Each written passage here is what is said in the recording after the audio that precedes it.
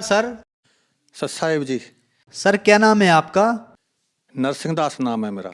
मैं ग्राम मैना, तहसील चिन्नौर, जिला ग्वालियर, MP। सर संत रामपाल जी महाराज से नाम दीक्षा आपने कब ली? 2014 में ली सर। सर संत रामपाल जी महाराज से नाम दीक्षा लेने से पहले क्या आप कोई भक्ति साधना भी करते थे? और मैं भक्ति करता था। पहले एक महात्मा जी ने नाम दे रखा था मेरे को, उन्हीं की सेवा करता था और उन्होंने एक मंत्र दे रखा था तो उसी पे साधना करते रहते थे। मैं तो बाबा बन गया था और घर छोड़ दिया था मैंने 2000 में ही। फिर जो एक महात्मा जी थे चरणदास जी, उनको मैंने अपना गुरु बना लिया। उनने मेरे को मंत्र दे दिया तो बस उन्हीं की सेवा करता रहा और उन्होंने बता दिया बेटा जी भक्ति करते रहो, नाम जाप करते रहो और आपको भगवान मिलेगा। तो बस वो करते करते करते करते जब उनके नाम से कुछ नहीं उगाया था तो फिर मैंने दूसरे गुरु बनाए। तो उनने भी बता दिया कि भाई ऐसे ऐसे भक्ति करो, आप ठीक कर रहे हो। तो उनने बता दिया कि आप व्रत करो और उपवास करो, जितना हो सके उतना करो, ऑटोमेटिक ये पूजा पाठ बंद कर दो, आप तो तपस्या में लग जाओ। फिर मैं एक गुफा बनवाई और गुफा बनवा के फिर मैं उस तपस्या में लग गया। मैंने खाना पीना भी बंद कर दिया। 5-6 साल मैंने कोई अन्न आहार नहीं किया, केवल कोई फल फ्रूट आ जाता तो खा लेता था और कभी कभार आलू वगैरह आ जाते थे तो उसको भूंज करके खा के और गुफा में घुस जाता था। 5 साल तक जब मैं साधना करता रहा तो एक सिद्धि सी प्राप्त हो गई मेरे अंदर। इतना मैं देख लेता था कि जब कोई मेरी गुफा की तरफ आता था तो मैं उसको देख लाता था 1 किलोमीटर 2 किलोमीटर दूर से कि कोई मेरी तरफ आ रहा है। और कुछ ला रहा होता था तब भी देख लेता कि आज फलाना आदमी आ रहा, मेरे लिए ये चीज़ लेके आ रहा है। तो मैंने सोचा कि अब तो बहुत अच्छा हो गया। बोले तपस्या वो गुरुदेव ने मेरे को सही बताई थी, जो कि इतनी बड़ी उपलब्धि मेरे को हो गई। मैं इसी को ही बहुत बड़ा चमत्कार मान रहा था गुरुदेव का। फिर तपस्या करते करते एक दिन क्या मेरे को एक वाइट कलर का प्रकाश नजर आया और उसमें से आवाज़ आ रही थी। मेरे को जी नहीं दिखा, उसकी बॉडी दिखी नहीं कि कौन है। मेरे को केवल आवाज़ आ रही थी कि बेटा अभी तो कुछ नहीं है, अभी तो ये तेरे को सिद्धि साधी लाग गई, इससे कुछ नहीं होने वाला है। बोले अगर मोक्ष की गति चाहते हो तो इसके लिए कोई सच्चे गुरु की तलाश आपको करना पड़ेगी और नहीं तो ऐसे ही भटका खाते रहोगे आप लोग। फिर मैंने सोचा कि ये कैसे बात बनेगी।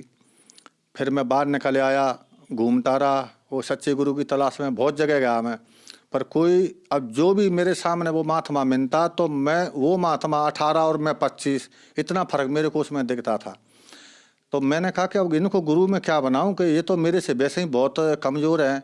ये बने जरूर हैं, मठाधीश थे, बड़े बड़े जटा जूट रखा रखे थे, उन्हें बड़े बड़े आश्रम पे पैसा वाले भी थे, पर भक्ति उक्ति कुछ नहीं थी उनके पास।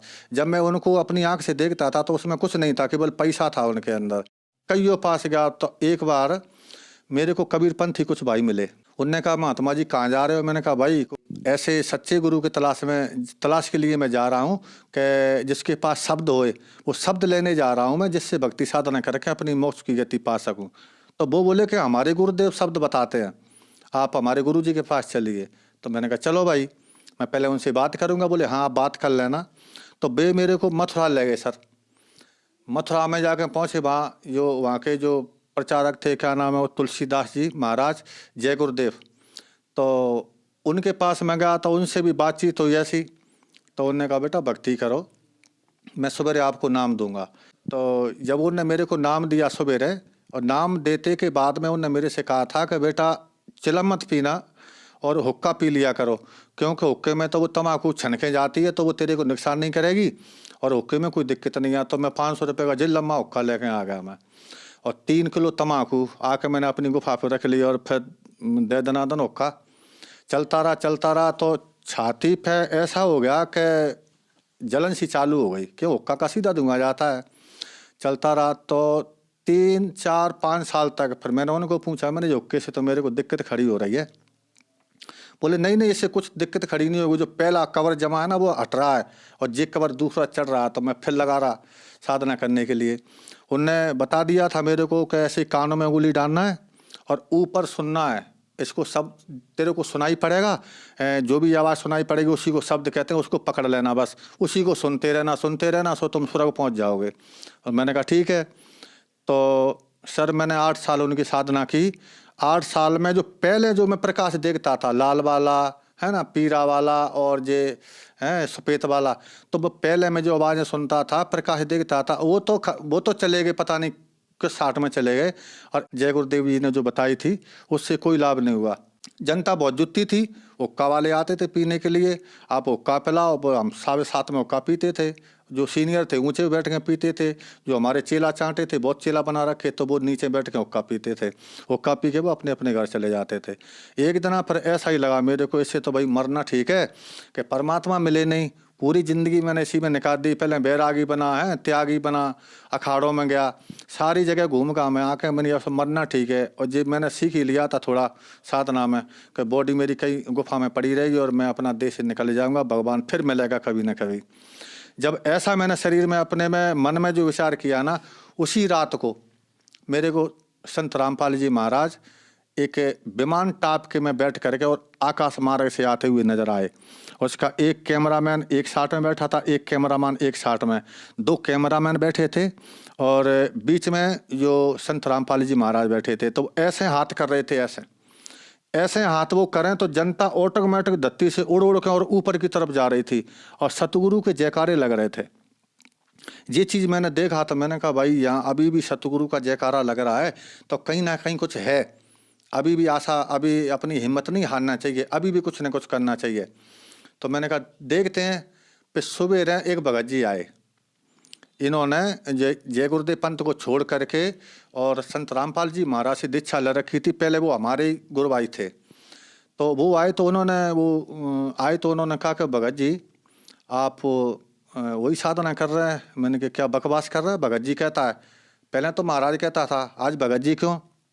बोले नहीं, बोले पहले महाराज हमारे लिए आप पहले महाराज थे, अब भगत जी हैं।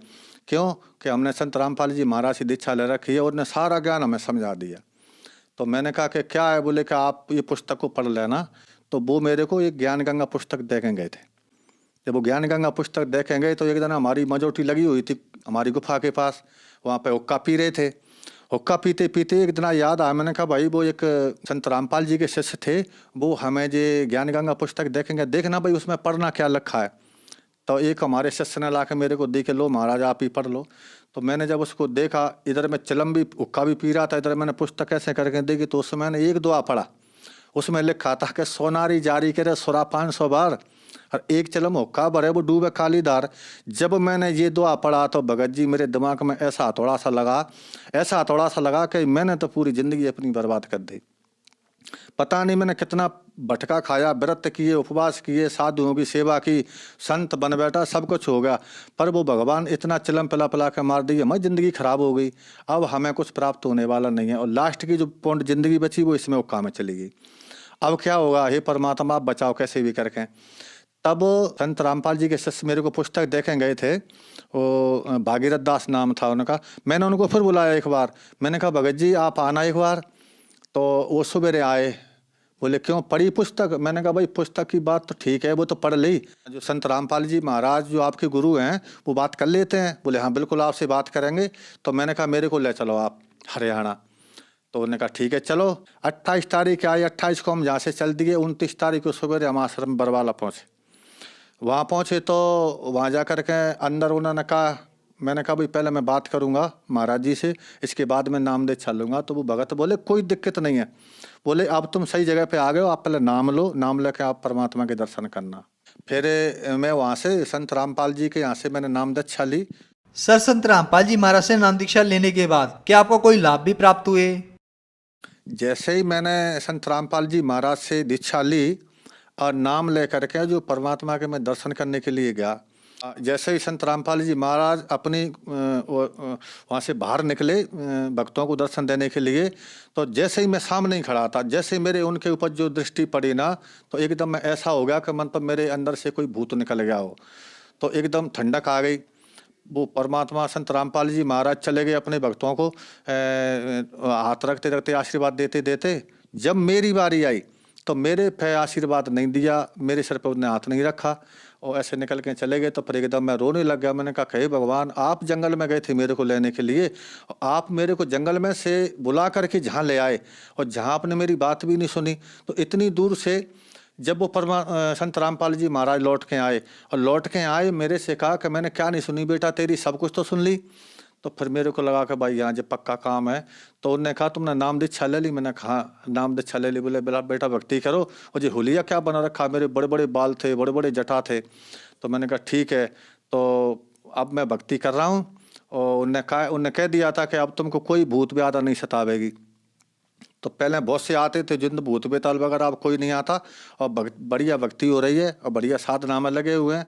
और जबकि पहले मैं मरने के लिए जा रहा था, पहला लाभ तो यही है कि जब मेरा बिल्कुल ऐसे लकड़ी जैसा शरीर हो गया, व्रत करते करते, उपवास करते करते, तो एकदम ऐसा नया जीवन मिला जो भक्ति साधना करने से। आज देखो मेरी बॉडी कैसी है, बिल्कुल जे लग रहा है मैं तो अभी घर से निकल के आ रहा हूँ। जब मैंने जी दीक्षा नहीं ली थी जब, तो पहले अगर आज भी मेरे को लोग देखते हैं तो वो पहचान नहीं पाते हैं कि आप वही हैं क्या।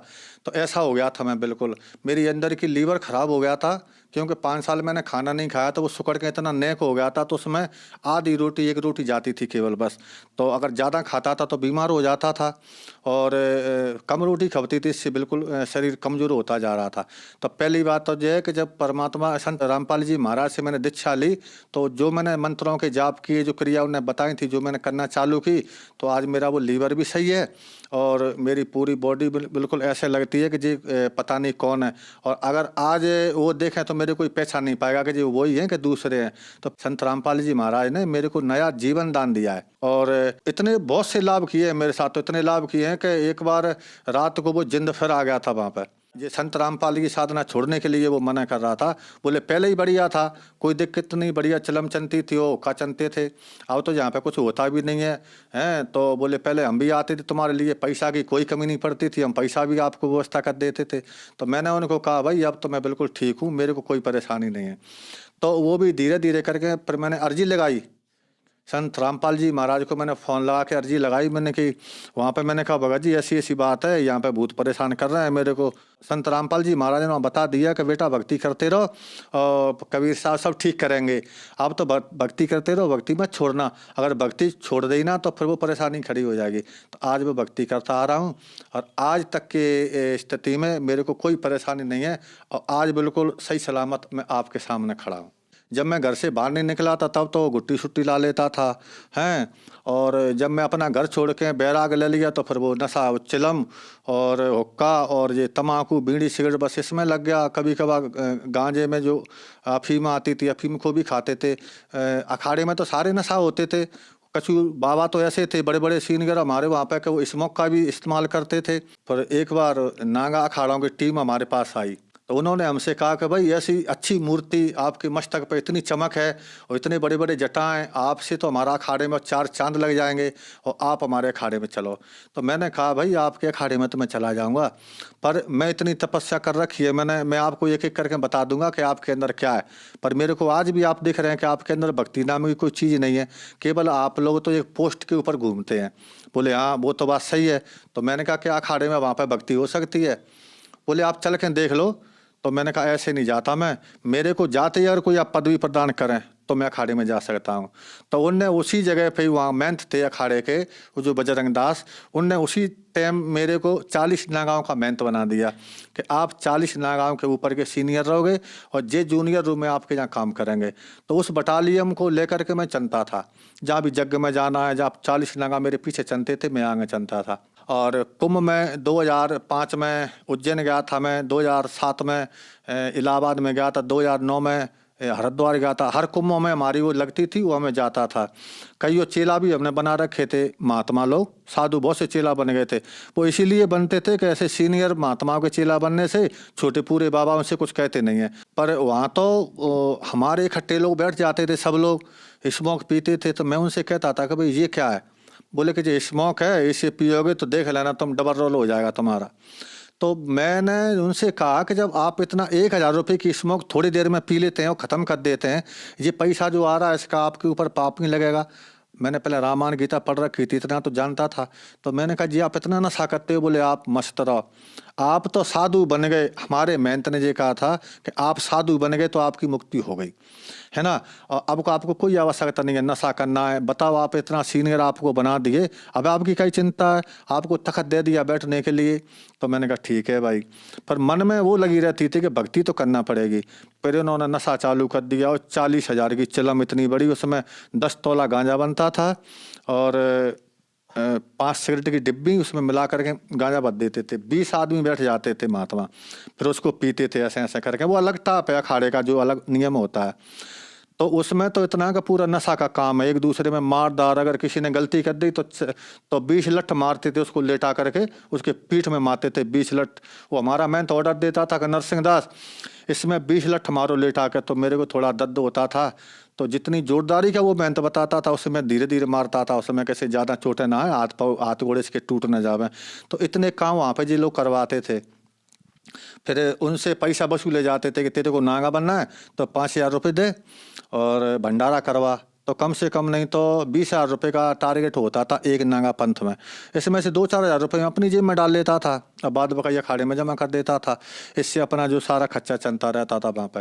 और कोई कोई ऐसे बीच में आ गया कि भाई मेरे को नागा बनना है, तो मैंने ऊपर भी नहीं भेजा, उसको नागा बना दिया तो पूरे 25,000 में ही अपने जेब में रख लेता था, उसका फर्जी पासपोर्ट में बना देता था। तो ऐसे चलता रहा। फिर वो मन में ये लगी रही कि भाई भक्ति जरूर ले, क्योंकि मैंने पहले साधना कर रखी थी। मैंने 5-6 साल पहले साधना, इतनी कठिन साधना की थी कि मैं किसी को मिलता भी नहीं था। लोग बाग मेरे को देखने के लिए तरस गए थे कि जी महात्मा इसमें गुफा में मर गया कि जिंदा है। वो तो जब ऊपर से अब आदेश हुआ कि इससे कुछ नहीं होता, कोई सच्चे गुरु की तलाश करो, जब फिर मैं गुरु की तलाश में निकला गुफा से, सब लोगों ने मेरे को देखा। और जब से जो मैंने ज्ञान गंगा पुस्तक पढ़ी और उसमें जो मैंने देखा, और फिर मैंने गुरु दीक्षा ली संत रामपाल जी महाराज से, तब से नशा, बीड़ी, सिगरेट, गांजा, अरे पीने की तो चली बात का, मेरे पास कोई बीड़ी पीने वाला भी आदमी नहीं बैठता, ना मैं किसी को बैठाता मैं इन लोगों के पास, और ना हमारी गुफा पे कोई अब ऐसा आदमी आता कि जो बीड़ी पीता होगा। जब तक संत रामपाल जी महाराज के शरण में नहीं जाते, जब तक नशा से मुक्ति नहीं मिल सकती। क्योंकि मेरे को पता नहीं है, बहुत से मैंने प्रयास कर लिए थे, कईयों जड़ी बूटी खिलाई मैंने, कईयों बाबाओं के पास गया, उन्होंने कहा इससे तुम्हारा गांजा छूट जाएगा, नशा छूट जाएगा। तो बहुत सी मैंने कोशिश की, पर मेरा नशा नहीं छूटा और बराबर चलता रहा। कोई लोग मेरे से कहते थे कि महाराज आप गांजा कम पियो, चिलम कम पियो, तो मैं लठ लेकर उसको मारने दौड़ता था कि भाई तू कौन होता है,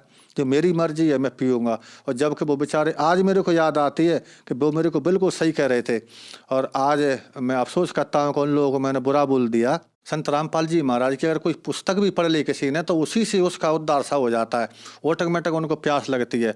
इनके शब्द में और इनके मंत्रों में इतनी शक्ति है, इतनी शक्ति है कि ये चीज़ बगल में आती ही नहीं है। जो नशा हो, कुछ भी हो, सब बुराइयों से वो दूर हो जाता है बिल्कुल। ऐसी शक्ति है उनके शब्द में, शक्ति है। और जो नाम उन्होंने दिए हुए हैं वो बिल्कुल शास्त्रों में जो है, उन्होंने एक एक बात बताई है, हर शास्त्र की बात मेरे को बताई।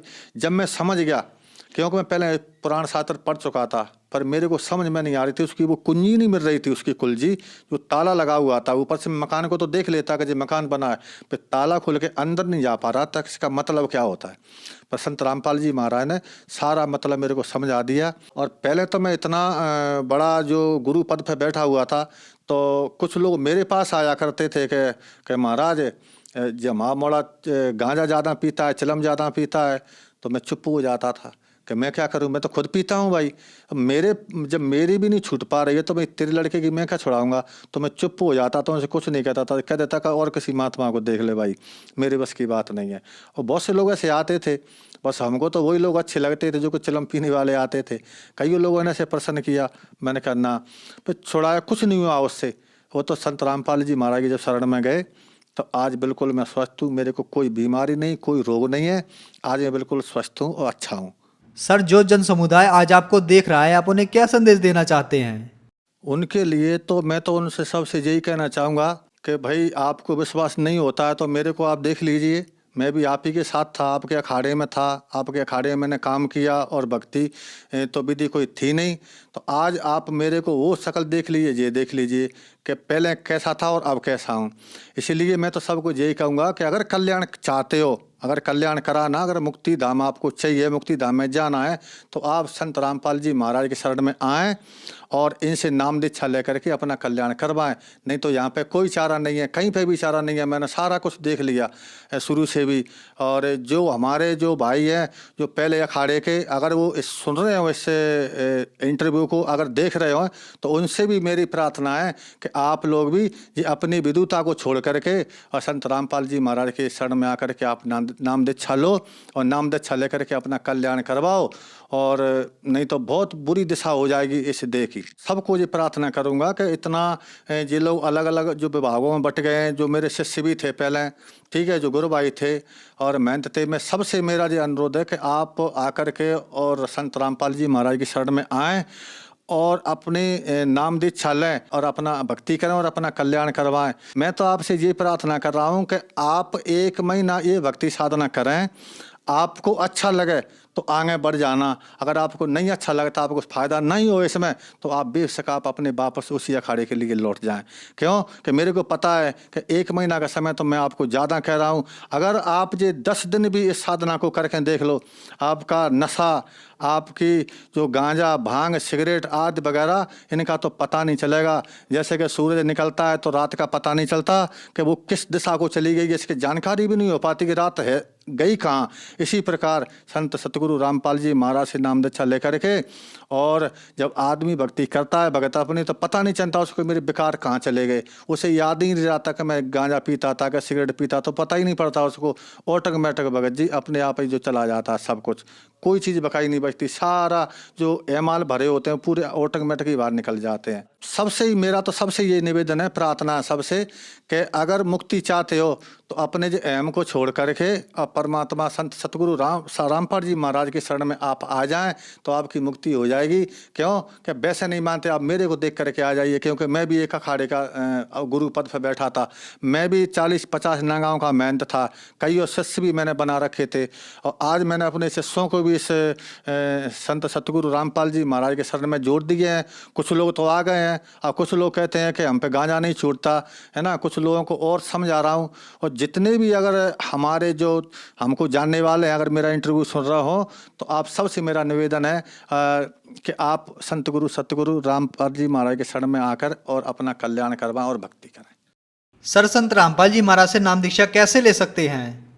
संत रामपाल जी महाराज से दीक्षा के लिए परमात्मा ने वहाँ से हर प्रांत में, हर जिले में नामदान केंद्र खोल रखे हैं। तो कोई भी प्रांत से, और वहाँ पर टीवी पे, साधारण टीवी पे आप देखोगे तो नीचे पट्टी पे वो नंबर आते हैं।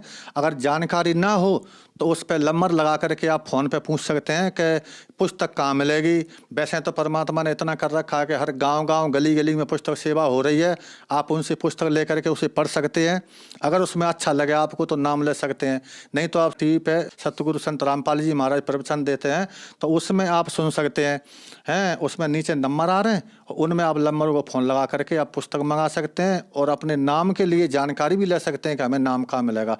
हर जिले में और नामदान केंद्र खोल रखे हैं, वहाँ पे जा कर के और आप सतगुरु रामपाल जी महाराज से नाम दीक्षा प्राप्त कर सकते हैं। धन्यवाद सर। सत्संग।